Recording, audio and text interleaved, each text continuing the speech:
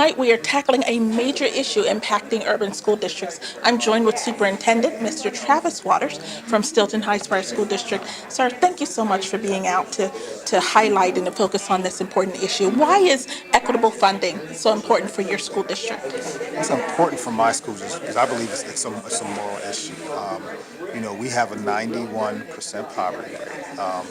And with that 91% poverty rate, there are so many issues that our children face. So our children actually need more resources than some of the school districts that are more affluent. And because of the funding situation, our kids receive less resources. You talked about how per student, your district spends about $13,000 per About student. $13,800 About per student. $13,800, but yet the state will spend approximately $50,000 to house a prison inmate. Tell me, what does that say to you about the inequity in educational funding? It's about moral choices. It's about, we talk about being fiscally conservative, and people always mention I'm fiscally conservative, so I want to watch spending. To me, if you want to watch spending, you would invest in education more than $13,800 in a district like Stilton High Spire that has a high poverty rate, and that will help us. All the research says that will help reduce the prison population. It will actually help us reduce the cost of K-12 education. Superintendent Waters, why is it so important to invest in early childhood education? Because it's research based. All the research, you can look at the John Heckman, the Heckman equation, and all the research around quality early childhood education, how it reduces the cost of K-12 education, it reduces the cost of the social safety net, and it improves the lives of children moving forward into adulthood. It's an investment.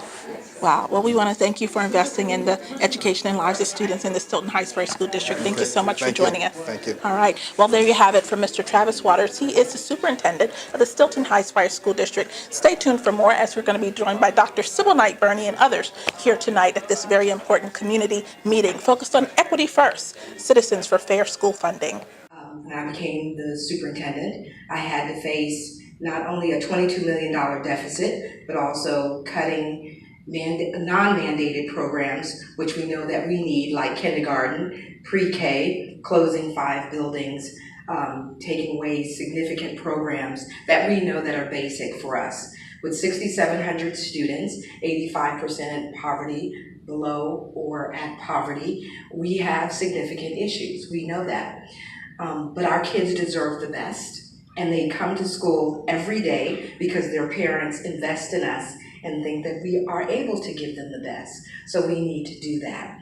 That's why meetings like this are so important. And it was so important that all of the superintendents about 2 weeks ago spent a full day canvassing our legislators at the state capitol, letting them put a face to the name and hearing the stories about the realities of what we have to deal with day in and day out. And of course, Equity First was right there by our side. So important is tonight's meeting that we have the chair of our Budget, Finances and Facilities Committee for our board, Mr. Roy is here, Ellis Roy is here with us, our board member, and also our Vice President, Danielle Robinson. Along with me, I have our acting business manager, Mr. Bilal Hassan, our Chief Financial Officer, Mr. Jim Snell, and our Public Relations Specialist, Ms. Kirsten Keys. And I also noticed that board member Purcell Allen and Mr. Brian Carter are here as well. So this is important. And our solicitor is in the back with Mrs. Hollins. Hello. Mr. Sam Cooper, thank you all for joining us. So I don't want to just tell you the story by myself, because 8 years ago, I really had the reality check of being a new superintendent that had to face the community and say, we have to cut pre-K, we have to cut kindergarten, we have to cut the arts, we have to cut all these things that we know help our children express themselves, help our children have the foundational basic skills that other school districts have. And I had to say, we're cutting those. Never did I ever think, fast forward 8 years, that I'd be doing that same song and dance again. And I don't have as much to cut anymore. I don't have anything to cut anymore. In fact, I really want Mr. Hassan to share with you the impact and how it is that a district that's had so many things to cut now has nothing to cut, and how we do it and the domino effect on the classroom and the learning. Mr. Hassan?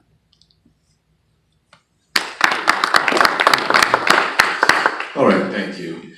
As Dr. Knight just expressed to you guys before, we've been down this road, and the impact is severe. And it's important for everyone to realize that when you go through the changes that we're going through now by being underfunded, it has a ripple effect. What do I mean by that? One of the first things that people say is, okay, Harrisburg School District has to make cuts. When we cut teachers, and we start out with a fresh teacher, a new teacher that we have to train, we have to give them the new professional development and implementation. And so people don't understand that it costs twice as much when you have a new teacher to bring them up to the level that we need to meet our academic expectations. But then looking at the tax base, Harrisburg School District is significant, in which more than 49% of our tax base is now realized by the district, because they're exempt properties that are either owned by the state buildings or other municipalities. So we receive nothing for that. So we're underfunded so severely, that $38 million that you keep hearing. And what we ask from the community is to raise the taxes. But we also know, this is important, that at the current millage rate, we continue to raise taxes. What does that affect? That affects your collection rate. So Harrisburg School District at this point in time, we have about an 87% collection rate. As you continue to increase increase the school taxes, that rate drops tremendously. It becomes a point in time where you can't raise taxes any further, because when you do, you stop collecting. So it doesn't matter how high you raise those taxes. So it's very important for people to understand that this is a layered effect, a domino effect. So we use everything that we have within our abilities. We don't want to cut kindergarten. We don't want to affect the sport programs. But what happens with the funding, the way it currently is, classroom sizes increase, and we cut programs that are not mandated. Jim's going to talk a little bit more about some of the tax issues we have in the district. I think you heard earlier that Equity First has determined that Harrisburg's amount of underfunding is $38 million. To put that in perspective, 1/10 of that, just 1/10, would basically close our budget gap this year at this moment. $38 million would allow us to cut our property taxes in half and still have $19 million of additional funding to ensure things like full-time kindergarten, preschool, a strong extracurricular program, reasonable class sizes, sufficient counseling and other support services. And, we're at a point where we have been forced to place on the table reductions across the district in counseling and in teaching staff, in support staff, cafeteria, custodial type employees, secretarial, administrative. A total of 50 positions right now are going to be cut based on the preliminary budget that was adopted last Tuesday night. 50 positions. I believe prior to my arriving in Harrisburg, the era that Dr. Knight was talking about, the district had to cut something like 500 employees. So you can imagine whatever that number was, and let's say it was 1,500 employees district-wide, 500 was a third of the staff. Now we're down to roughly 1,000 employees, and 50 is another 5%. If we were to close our budget gap this year, fully balance our budget without using any of our fund balance, that would require another 50 cuts or something of that magnitude. And now that's 10% of the current staff after the severe cuts that were put into place just 5 years ago. And one of the issues with the taxes, as you probably know, Harrisburg is in a fiscal recovery plan. And that plan, which was put together, with a wide variety of input from bright people who have experience in education and other organizations, indicated that despite the fact that Harrisburg was already taxing its residents the highest in Dauphin County, that the district might need to consider raising taxes each year for 5 years of the fiscal recovery plan. Fortunately, because of the heavy lifting that was done, the budget cuts, closing schools, cost containment measures, the district was not required to raise taxes the last 5 years and actually increased its fund balance. What we've essentially done is postponed what was facing the district 5 years ago. All those measures, the closing of schools, the changes in programs, and so forth, 500 employees being reduced, those were significant measures that curtailed the growth in the budget that would have occurred otherwise. Now, 5 years later, we just took a look today. Harrisburg is still today receiving, within a couple tenths of a percentage point, the same amount of state funding for basic subsidy and special ed funding that we were 5 years ago. So you hear about an effort to improve funding for the underfunded districts, and there's plenty of people who support that, and there's a lot of sincerity around that concept. Here we are 5 years later, and our basic education funding, our special education funding, still provides fundamentally the same percentage of our budget that it did 5 years ago. And when what happens is when districts like ours have to continue to raise taxes, it drives out people that do have choices, people who can go somewhere else. People can afford a more expensive home somewhere else, and their monthly expenses may be no more than if they were living in Harrisburg paying a terribly high tax bill. So, and there's people that need to leave their homes earlier than they had planned to. And it has a tremendous effect on individuals, on families looking for their homes, their own homes to raise their children. It has a tremendous impact on business, industry. If I'm a business or industry leader and I can locate a couple miles outside of Harrisburg on a nice plush suburban campus with plenty of parking and access to highways and pay less taxes, I can either put that money into the bottom line, I can pay my employees more, I can have a nicer facility. If I'm locating in Harrisburg, my tax bill is a very big consideration. And as Mr. Hassan said, because of the unique status of Harrisburg as the state capital, the county capital, you know, we have the churches and the schools and the hospitals and all those other non-profit entities that every community does, but then we've got all the state buildings, all the county offices, and all the professional associations that want to locate near the center of state government, so for their lobbying efforts and other purposes. When half of your community is paying the total tax bill, that means, you know, they're basically paying somebody else's share. And at some point, people decide, or their budgets decide for them, they simply can't afford that option. And so it affects the type of housing a district can attract and maintain. It affects, you know, the amount of vacancies, you know, homes that are not filled. It affects the ability to attract and retain business and industry. And when those people begin exiting the district and going elsewhere, that becomes new revenue for somebody else, where the taxes are already lower, because that's one of the things that drove them to move in the first place.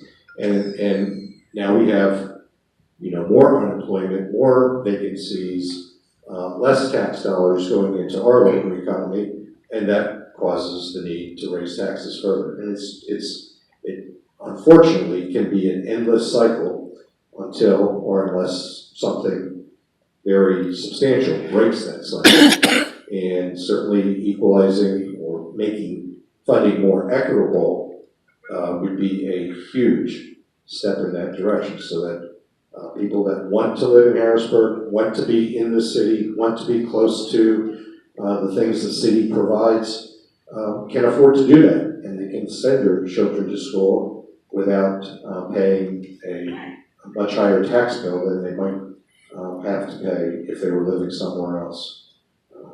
So, thank you very much. And just finally, if you have not received or seen anywhere a copy of the 2018 State of Education, I encourage you to pick up a copy. Inside, it gives not only performance data on public schools, but it also talks about the challenges.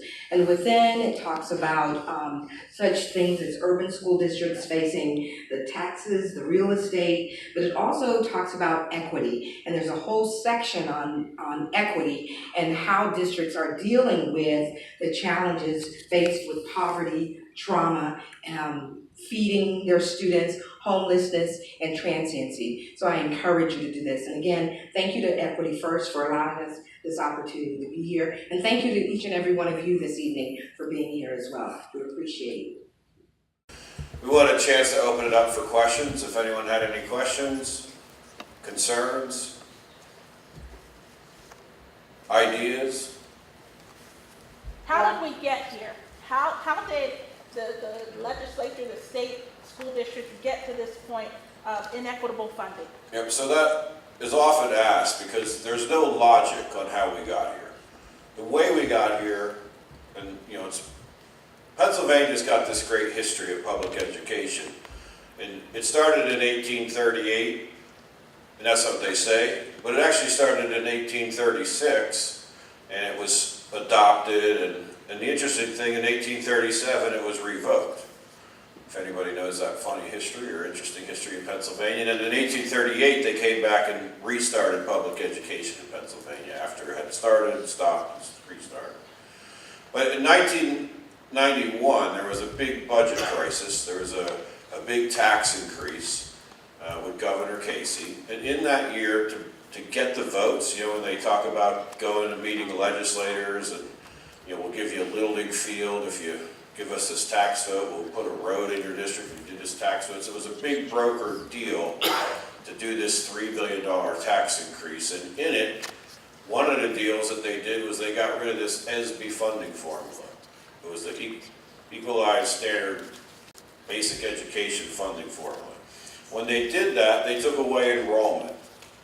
So after 1991, they never adjusted school funding for enrollment.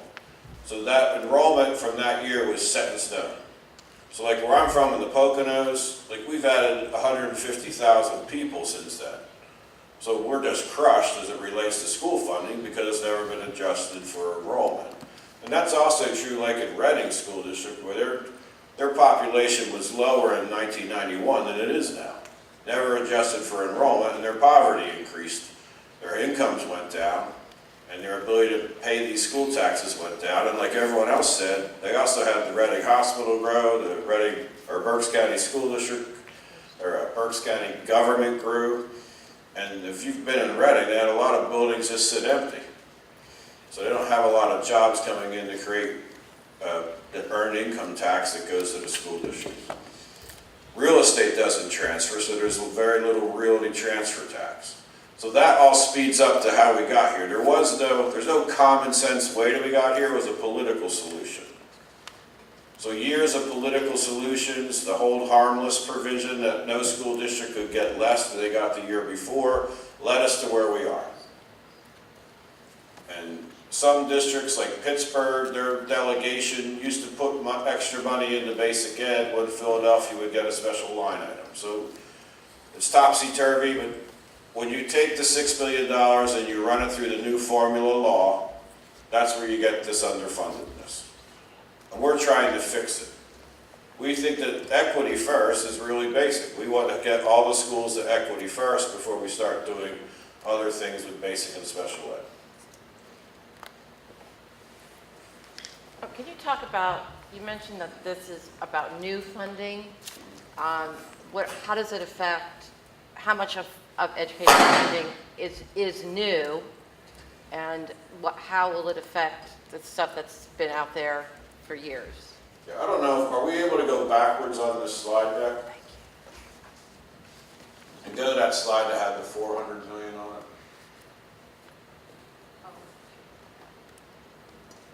So, the way that this, when they passed the formula in the first year, the governor wanted $400 million to run through it. But now over 3 years, they've only run 538 million of new basic education through the formula. And it's, what is it, 80 million on the special ed has run through the formula. So they're not running $6 billion through the formula, they're only running 538 million. That's what we're trying to do, is to get all the $6 billion through. That's our goal. It's on the postcard. It's in the upper left-hand column. Okay, so you're talking about not just the new money, but all of the funding. Ultimately, we want all basic ed to run through the formula law. Right. In the upper right-hand column of that postcard, in our opinion, in equity first, our basis is the school districts that are overfunded shouldn't get any new money until the other schools are caught up. That's what equity first means. Now, in that basic education commission, they put a report out, and in the commission report it talked about capping fund balances and a cost savings commission that would go through all the 500 school districts and look for some cost savings. They haven't done that yet. And they haven't fully funded basic ed yet. So that when we talk about 400 million, like our organization, we want 400 million new basic ed money in this budget. Right now it's at 100 million. Special ed is at 20 million. We want to see it at 80 million. Those are the conversations that we had in 2015 and 2016 after the formula was adopted to catch up. If we had stayed at the 400 million over these three budgets, we'd be at 1.2 billion running through the formula, double what we have now. And a little less pain for these districts. So that's all new monies distributed through Mensch. Mensch's bill is a compromise. Instead of doing all 100% like Representative Martina White has proposed, she's a representative from Philadelphia, his is that 75%, 25% that we earlier discussed. If we could do this 4 budgets of 400 million and 80 million, it would start to really lessen the pain of some of these underfunded districts. That would be an additional $1.6 billion. Like I said before, no overfunded school districts should get new monies until the other schools are made whole. The consolidation fund, school district consolidation has been talked about for 100 years. They did it in the 60s when there used to be many more school districts, and it's time for that to be revisited. We're not saying end high school football. I played high school football, I loved it. We're not saying taking away any high school football teams or gymnastics teams. What we're saying is school districts could be reviewed for consolidation. Out in Western PA, these school districts have shrunk tremendously.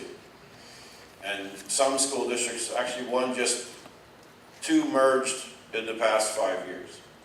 That needs to be reviewed. Fund balance is a problem. You see in the newspaper articles, some school districts have very large fund balances and don't pass that on to taxpayers in the form of cutting their millage. And then the Cost Savings Commission would scrutinize all K through 12 spending. There's some great ideas that they had in some things in the past, like buying stadium lights at the same bid, all these things that could be bid at a statewide level that the state does for co-stars could be promulgated and enhance more savings. Sir? Is there still ongoing litigation about school funding? Great question. So there is a big lawsuit, William Penn School District et al. There's a bunch of others involved in it. But the William Penn School District litigation has gone up and down in some of the appellate courts, and this is the big case that you've read about that it's going to ultimately go to the Pennsylvania Supreme Court, just like the gerrymandering case did on the congressional redistricting. And there's much anticipation on what that would do.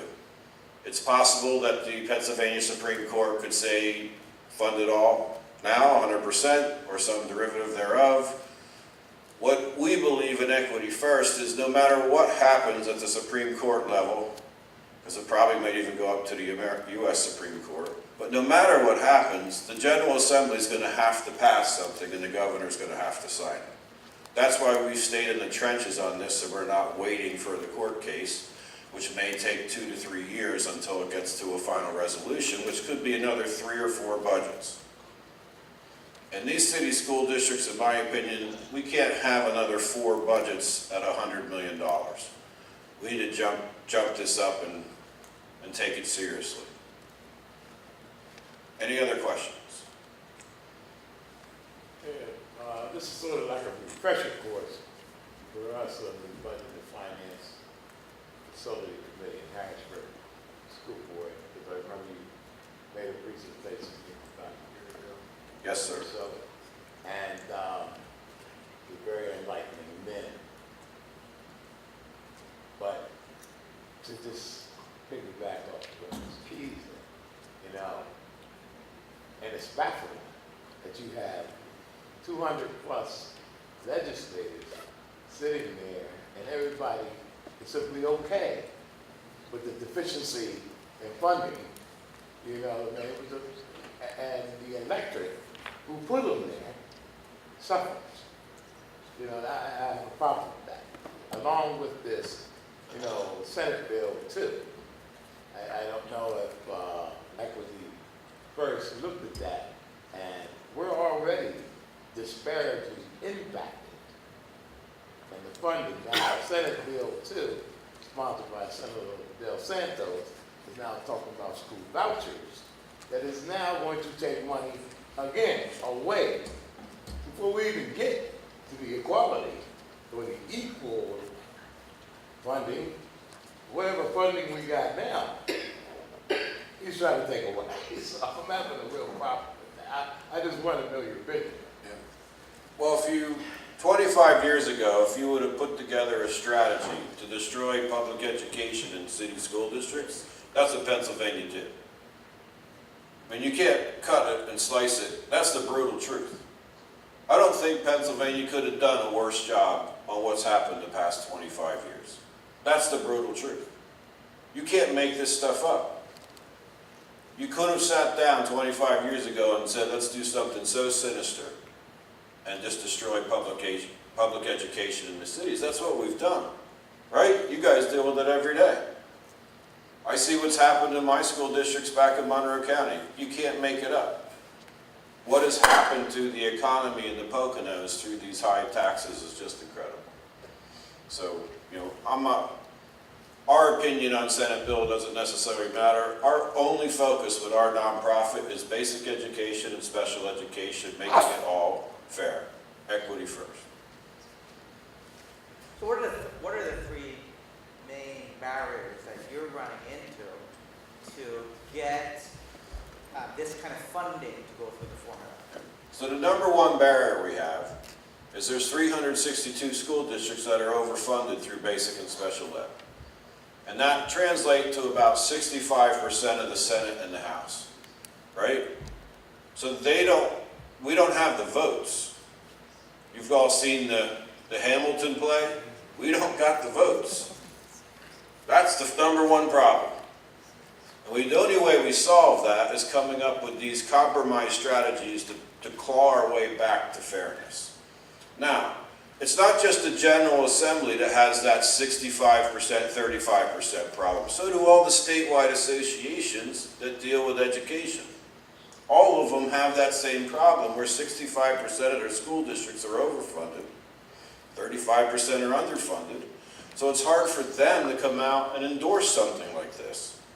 If they if they speak too much about this kind of thing, they get voted out of office at the statewide associations.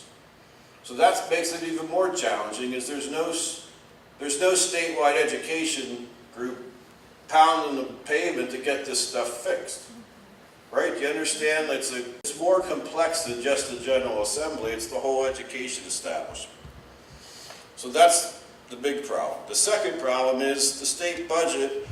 Nobody wants to vote for a tax increase, right? So there's very little new revenue to run through basic and special ed. So there's no moral will to fix this, and there's no political will to fix this. Without the moral will of men and women to go and make these tough votes, you're just not going to fix this problem. And unless you have the political will to get it done and face the voters for fixing a travesty, then it's just not going to get done. So we don't have the votes. There's no moral will to fix this problem. Outrageously, this is the worst funding discrimination in America. And then we don't have the political will to get it done. That's why we call this the civil funding war. I grew up, listening to my grandmother talk about my great-grandfather that fought in the Civil War to end slavery. Those are the stories I heard that got me interested in this and fighting, against the injustice going on about this issue right in our time. We're not reading a history book, we're living it right now. We don't want to start a war. We want to fight a civil funding war. Everything we do is civil. We're meeting in a church here tonight. But we have to raise awareness, and until there's a moral will to fix this, we're probably not going to get it done.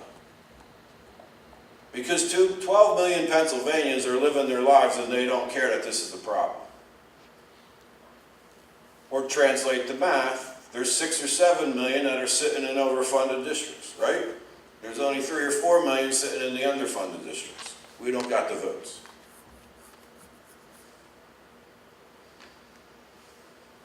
I did want to piggyback off of what colleague from Harrisburg said about voucher systems. It's the same problem if you go back into history.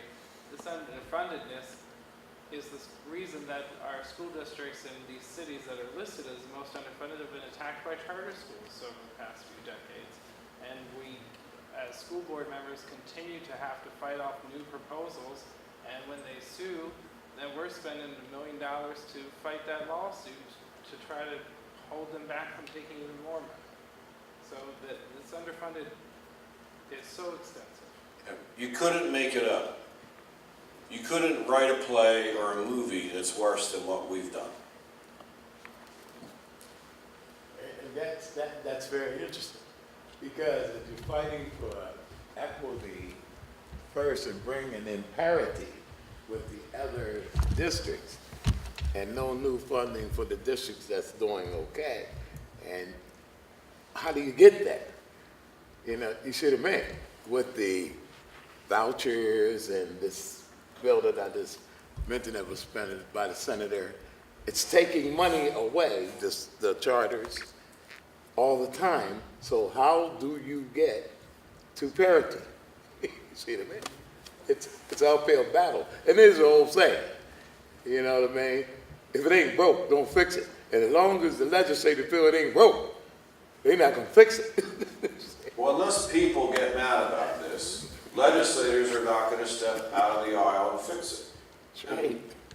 Shelley, Rebecca, and I have been in the meetings where legislators in some of the most underfunded districts in this state, they actually refuse to co-sponsor a bill.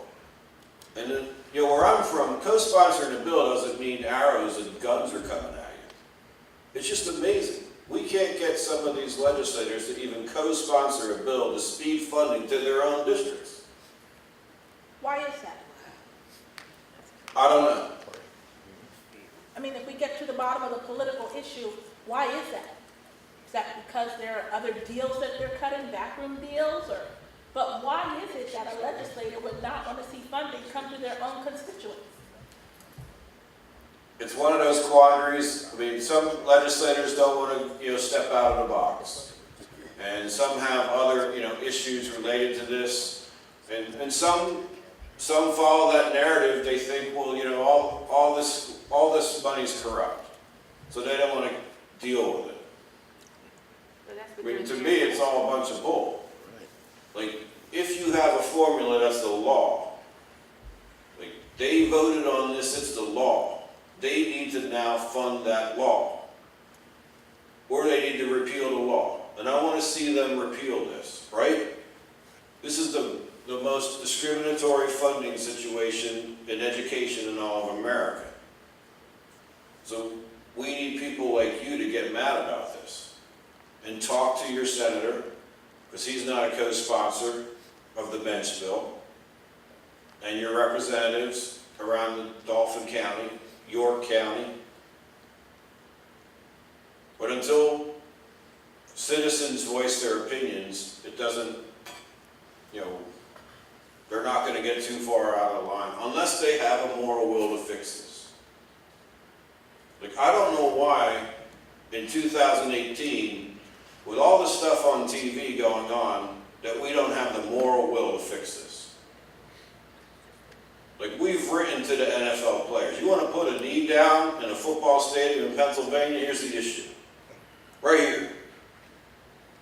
You don't have to go to other states and find some things that are wrong. Right here. I've written to every Philadelphia Eagle and every Pittsburgh Steeler and put a knee down for this. We need people like that to step forward and recognize the injustice. So if you know any NFL players, we'd love to have them do this.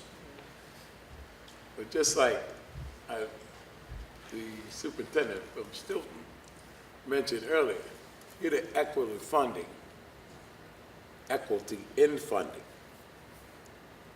Get better educated students. Better educated students make better decisions. Better decisions leads to a better quality of life, better jobs, better higher education.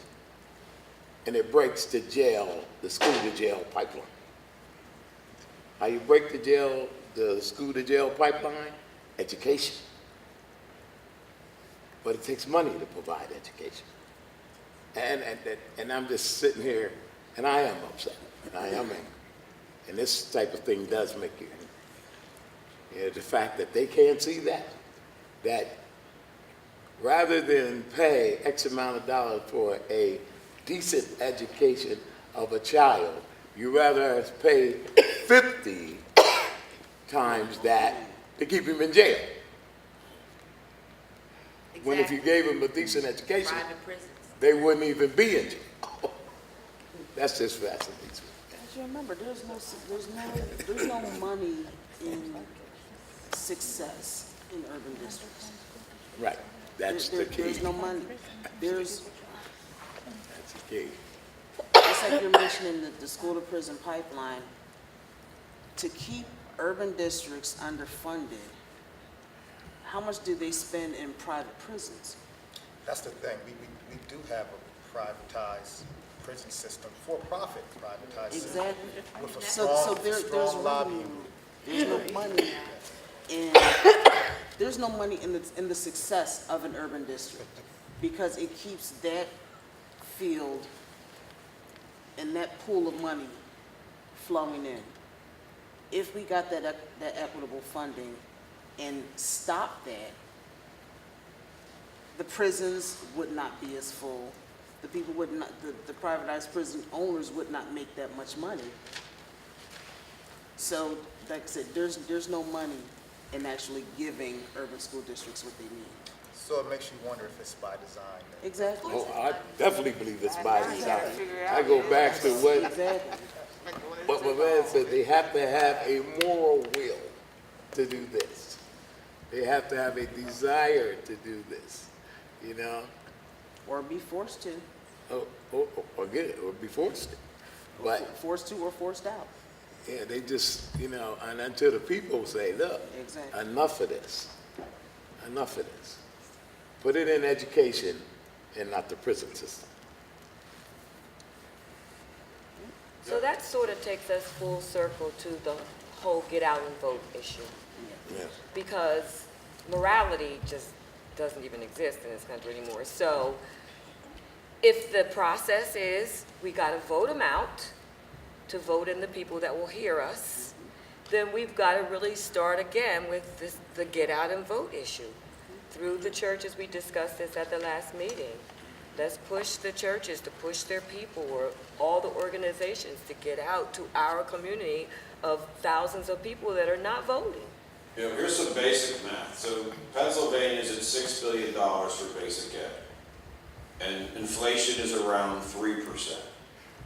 So if they were going to fund next year, this budget year coming up, just to beat inflation, $6 billion times 3% is $180 million. But they're only putting in $100 million. So even in basic ed, they're not keeping pace with inflation. And that's the first red flag, right out of the gate. You understand? Like, so even if they spread $100 million, everyone's under inflation from what you got the year before. And most, a lot of the teacher contracts have 2 or 3% cost of living adjustments, inflation. So that's where we're going to be behind things. Yeah. Well, what I was going to say, it's a little bit more than getting the people out to vote, because what you're saying is the people they voted for still are not doing their job to ensure that this is passed. And so you still voting for the same people who are not doing anything. So I think what we need to do is really educate the people on what the people they already have in office. So if you keep voting those same people in office, it's not just getting out to vote, it's getting educated and then going out to vote. And so we need to have more of these types of meetings with citizens, especially citizens who have children in schools, to help them understand what they need to vote for. Help them to understand what their politician who currently is in office not voting for them, so they can understand this whole bit. We've started out with meetings with 1 or 2 people. So we're so happy tonight to have you here, because now once I found out about this issue, it's hard to sleep, so. And I think when you talk about voting, that the other piece of that is we've got a significant election coming up this fall to turn things around. What we need to do is we need to look at who is running and what they stand for. Are they supportive of this? And so it's not just the people at this point who are in office, but it's the people who are running for office, and to support those people who are willing to support this. And that takes a little bit of extra work, not just the writing the postcards, but really kind of emailing, finding out. If they want your vote, they're going to answer your questions. Exactly. So we have postcards. It's easy, to email legislators now, and you can email Shelley, Kelly, or Becca, and we'll give you your legislators' email addresses so that you can email them, their phone numbers you can call. Like, I know sometimes that seems like that's a heavy lift, but if you're using email, it really doesn't take that long, and you can cut and paste things that we can share with you. And they need to hear this. Like, I think what's happening is so many legislators don't hear this at all. So they don't think that a lot of people support this.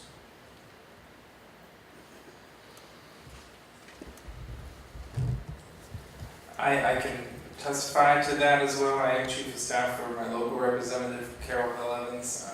I don't speak on her behalf, but I do see 6 to 10 co-sponsor memos come through the system every day. And part of the reason you who have worked in the General Assembly may know, sometimes the titles are misleading. Sometimes the wording in these co-sponsor memos are super optimistic when they're probably not really truth-based. So some representatives do tend to want to wait until they see the actual drafted legislation or talk about it in their caucuses to decide how they feel about it. So there is that.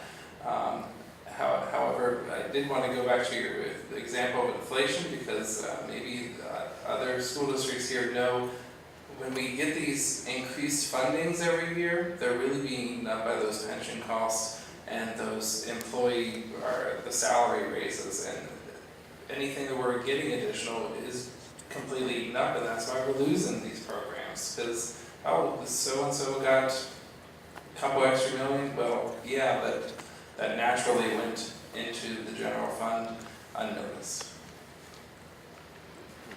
So I'm always mindful of time, and I know we said this would take about an hour to an hour and a half, so maybe if we have one more question, you all have families, I don't want to keep you away from it. So one or two questions that have to be asked tonight. Next steps for mobilization with a major statewide advocacy day at the state capitol. Rebecca, could you put those slides back up, some of the next steps, so we can leave that as a... So here's some of the things you can do. Email us. We'll do community meetings anywhere in the state of Pennsylvania. We'll come out and do this type of presentation. We'll go meet with superintendents. We'll meet with legislators. Tomorrow we have 5 meetings in the Capitol. If you're motivated enough, you can come and join me. We start at 10:30. We'll be in the rotunda. If you're interested, talk to Shelley, Rebecca, or I. We've got 5 meetings with, I think, 2 Senate offices and 3 House members. We're doing exactly this. We're asking them to co-sponsor the Mensch bill and the Quigley bill. And it's really simple. We go in, we say hello, we say, can you co-sponsor this bill? And we've been able to get, I think we're at 8 co-sponsors in the Senate and 20 in the House. Hopefully by the end of this week we'll have a few more, and then these bills will be introduced. And then we're going to change our dialogue to say support Senate Bill so-and-so and support House Bill so-and-so. So we'll still need your help then. That'll be the handoff to then pushing actual bill numbers. We've been holding off trying to get to 10 Senate co-sponsors, and we've been trying to get up to 30 in the House as well. Tonight, we are tackling a very important issue that is relevant for our community and our district, focused on equitable school funding. And tonight, we are live here at the Living Water Community Church. I'm joined with my good friend, Pastor Mike Leonzo. Hello there. Hello there. Thank you so much for joining us. I'm glad to do it. And thank you for hosting this very informative community meeting about equitable school funding. Well, it's our pleasure to do it. We're excited to have the opportunity.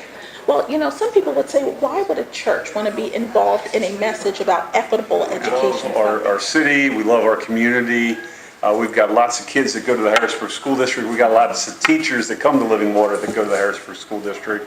And, you know, one of the things that I've always been impressed with is every year I get to go with Floyd Stokes and go and read to the kids. And I typically go to Melrose. And I am always impressed by those kids at the school, by the teachers at the school.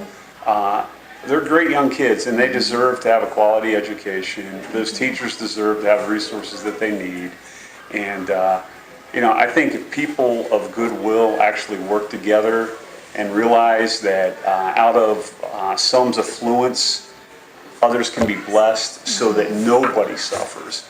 I think we could Welcome back to really Harrisburg do School some great District's things. News and Views, where we are increasing awareness about equitable school funding. And joining me now are some of our newest friends at the Harrisburg School District, Equity First and the Citizens for Fair School Funding. I want to thank you all for joining us and just enlightening us with this very important information. So why don't we start to my far right, introduce yourselves and tell us your titles. Sure, I'm Kelly Lewis, and I'm one of the co-founders of Equity First.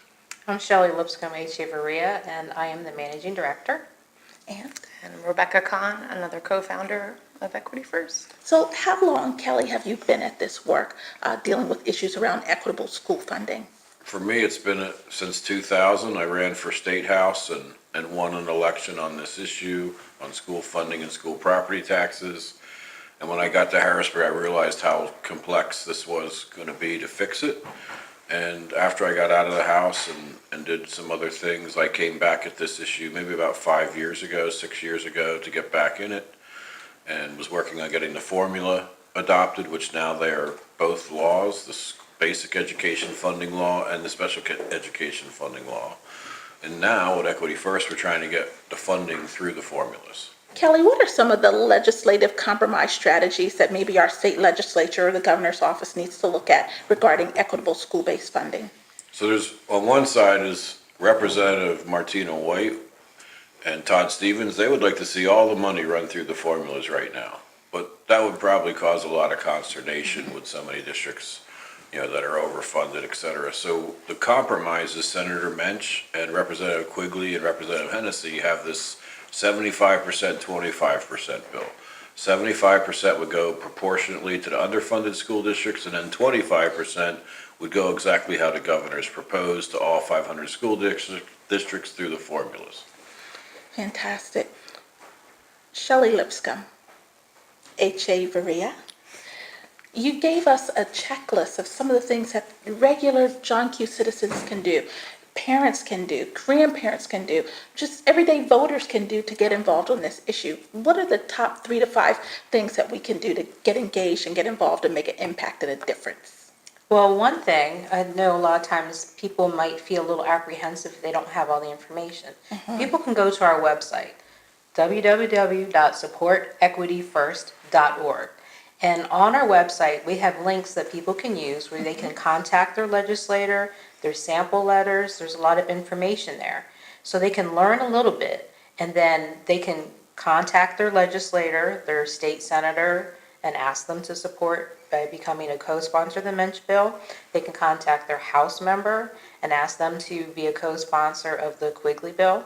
They can also contact the governor's office and let the governor know how they feel about this disparity in education. And the other thing that they could do is to share our Facebook page with their friends. A lot of people are out there on social media. Yes. We have a Facebook page. We also have a Twitter account and a LinkedIn account. So they can get on those, they can like our page, follow us, follow what we're doing, and invite their friends to do the same. Awesome. And they can also call and email and visit their local legislator's office. So you've given our viewers like 3 key ways. They can contact a House member. So for like the 103rd Legislative District, that would be Representative Patty Kim. So she's a good friend of ours. So you know Patty, please contact her. So they can also contact on the Senate side, Senator John DeSanto, right? So there you go, Harrisburg School District. Senator John DeSanto, he represents you. You are one of his constituents, and he wants to hear from you. So contact him. Make it a priority to do that this week or next week. Set aside 5 minutes to make that call or to send a letter, to send an email to do that. And then you said that our folks can contact Governor Tom Wolf's office. So, I mean, those are like 3 easy things that we can do for to reach people that represent us. Right. Awesome. And then with the power of social media, we can find you on Facebook. What is your handle on Facebook? Equity First. There you have it. So Equity First, and they can like or they can share that page with others. Yes. Awesome, awesome. Now, Rebecca, we're not going to leave you out because you're one of the co-founders of this amazing organization, making such inroads and impact to impact quality education for children through equitable funding. So what does this plight, this passion, this issue mean for you? First and foremost, the poorest school districts in the state, the ones that need the most funding, aren't getting it. So to be the voice for those underfunded, mostly poor minority school districts is important. I think more people should stand up for those kids, especially in special education, and see that they're getting their fair share, because it means more to them than any of the other school districts. Can I just speak from the heart? As a minority, I find it just amazing. My heart is full that people who don't look like me, maybe don't even live where I grew up, are taking such a stand on this issue to make a difference for children that you probably don't even know, but these children have a place in your heart and in the work that you do every day. And I just want to say thank you. Thank you, because our children in the Harrisburg School District or in the York City School District or in Chester, they may never meet you to be able to say thank you. So I want to say thank you on behalf of their parents, on behalf of the children that we're here tonight advocating for, fighting for not fair, but equitable education funding. Well, we're so pleased to do it, and I know I've told Shelley and Rebecca this. My daughter was scheduled to play girls soccer 2 years ago against Harrisburg, and they canceled the game. Not because of rain, but because they've made budget cutbacks and they couldn't field the girls soccer team. Like, that's just not right in this day and age. And those kids, those girls deserve an opportunity to play soccer in Harrisburg School District, and the cutbacks that they're planning, that they're being forced to make. They're not planning for them, they're being forced to make major cuts, $3 million Forced, yeah. to balance their budget. And there's just other school districts in the state that don't have near the problems, near the challenges that Harrisburg and other school districts have. And I've been fortunate to have Shelley and Rebecca working on this. We've got some other co-founders that have been passionate about this. Rebecca designs all of our information, our postcards, so it's a nice operation, but we really need people to step up. Like, we need parents, we need taxpayers, we need the businesses in downtown Harrisburg. Like, they need to understand that if we get this right, there's gonna be school property tax reductions in Harrisburg. That $38 million just in basic ed and special ed would make a huge impact to the city of Harrisburg. We had a So- great meeting with the mayor, like absolutely fabulous meeting with Mayor Papenfuss. With Mayor Papenfuss, yeah. And he's a huge cheerleader for this effort because he sees it. It's all in the math. $38 million would make a huge difference in the city of Harrisburg. So we need every leader and every citizen, every parent to get on board, even communities of faith, like here at Living Water Community Church tonight, to get on board with this issue. So what do you think is going to happen if we all get informed, we get involved, and we get engaged? So as we conclude this interview, what do each of you think is going to happen when we all get on board? Well, for me, I think if we Kelly, get... I want to save you for last. Oh, you're going to save me for that? Yeah, so Rebecca, I'm going to start with you. Well, if we can get everybody on board to contact their legislators, they will start paying attention to the issue. If they're already paying attention, they'll pay closer attention. They will encourage their colleagues to co-sponsor. They'll be talking about it on the House floor. They'll be talking about it in caucus. They'll be, making a fuss that people are contacting them left and right about, the right thing to do. Awesome. Miss H.A. Berea. Well, if we all get on board and we stop fighting each other and start working together, we can make a difference and we can see a change in this. But we need to come together as a community. We need to come together as a group of people caring about the children of our future. Even if we don't meet them, they are all children of our future. Awesome. And we can make a difference with this. We sure can. And we're going to have the last word from Mr. Kelly Lewis, and you're one of the co-founders of Equity First and the Citizens for Fair School Funding. So what's the last word from you, sir? The last word. Well, until Pennsylvanians recognize the moral wrong that we have in our state, until they understand that this really is a civil funding war, and we get the moral will behind this, we're never going to get the political will. So until Harrisburg taxpayers understand this is wrong, and this needs to be fixed, and in New York, and in Lancaster, and Reading, and Philadelphia, they have to come together as taxpayers, as citizens. They vote, and they also have a right to assemble and express, their concerns on how this has evolved.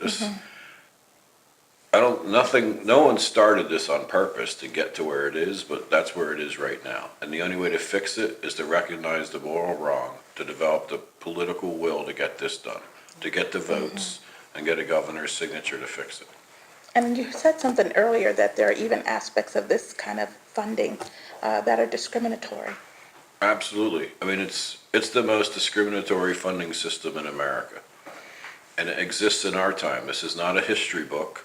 This is not something we're reading about. This is our time. We're living it. And just like in 1964 when I was born, the Civil Rights Act, this is it. This is our battle. This is not our ancestors. This is us now to fix a moral wrong. And we all have to gather around and fix it, because it's not going to fix itself. They've been kicking the can on this thing for 25 years. Because there's 65% of the school districts that are doing pretty well. They're the whitest districts in the state. They just sit back and the budgets pass and they keep the money and the overfunding that they get. Well, on behalf of the Harrisburg School District, on behalf of our entire Harrisburg community, and those school districts surrounding, I want to thank you for your outstanding work. I want to thank you for your passion, your zeal, and your commitment to equitable school funding for the districts who need it most and others across the state.